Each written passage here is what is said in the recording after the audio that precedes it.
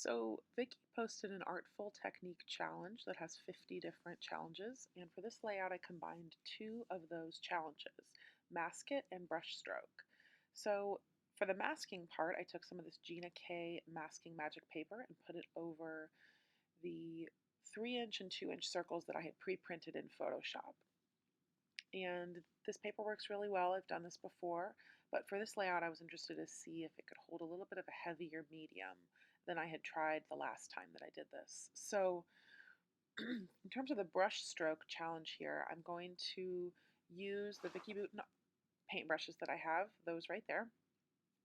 And I challenged myself to use all of them. So typically I use the yellow one the most, but I thought I'm going to use as many of them as I can. So I'm starting here with watercolor, and I'm going to do sort of a half circle stroke. That's pretty much what I do for the whole layout. And I started with some pinks, and I just spent a long time kind of testing them out and seeing what happened. You can see I'm using the orange one. I think I use all of them at some point. So I started with watercolor because that's the one that I probably do the most. And then I ended up using paint, some of her paint, as well as some of the texture glaze. Um, and then I actually mixed, oh, and some modeling paste, or molding paste. I can't remember which one it's called. Her white molding paste. And then there were times when I mixed all of those together. So I'm using a plastic sheet over there on the right to mix things. And then there were times where I thought, well, I'll just kind of, everything that's on there, I'll just mix it all together and kind of see what happens. So that gave me some really fun different hues, the way that paint mixes. Something that I think is hard for me, and maybe for a lot of people about painting, is that I can't control it as much, especially watercolor. A lot of times I'm surprised by what happens. I think, oh, that's pretty. I didn't expect that. Like that little watercolor section there on the bottom left. I didn't plan that. It's kind of pretty. Um, but it's all about just kind of testing and experimenting, and that's why I like this challenge, because it's kind of pushing me to do something I wouldn't have otherwise done. This is definitely out of my comfort zone. This is a little less organized than I typically do, which is why I like to do the masking part, because it sort of contains everything for me. So, this, all I have to do is these strokes, and then I'll pull those circles up, and then that will reveal a finished layout. And um, it's kind of like a little surprise to see how it's going to look without the circles. You can get some sense of it, but you really don't know until you peel them up. It's very satisfying.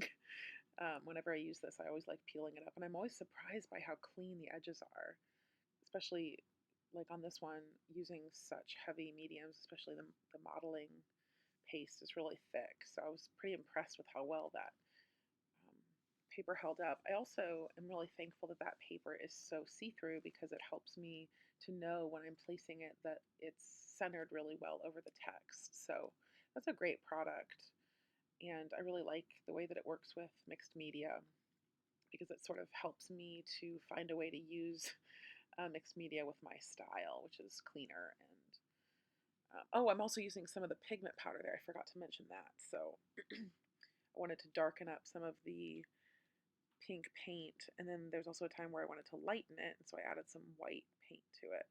But I'm adding some of Vicky's pigment powder there on some of her pink paint. So everything mixed really well. I mixed watercolor with the paint, that was fine. I mixed watercolor with the molding paste, that worked fine. I mixed pigment powder with texture glaze, that was fine. I mixed pigment powder with paint. I mean, everything can kind of be mixed with each other. It was all fine. And everything was kind of on my plastic sheet, and um, it all worked great. There's some silver strokes there, that's silver texture glaze. I did that as well. There's a lot of gray in the picture that I used, so the color inspiration for this layout came from the photo. So the colors, the pinks and the teals and the blues, are in my daughter's outfit, and then the gray is the background that she's standing up against. See how satisfying that is when I peel that up and you can see all of that white. And then it didn't seem quite right to me, so I cut off the edge and mounted it on some white cardstock, and then I took a white paint pen and just did a little bit of doodling.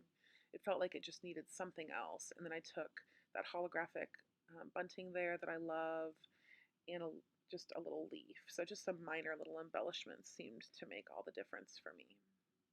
I really like this. I'll probably try it again. It was very soothing, a fun process. Doodling is not something I'm good at. I was just totally winging it. I had no idea what I was doing. But it's fun to try things. I love that piece. The holographic pieces in the Wildflower and Honey kit are my favorite. I love them so much. And I was hoarding those and I made myself use them. So I was proud of myself for pushing myself to use them. So thanks for watching.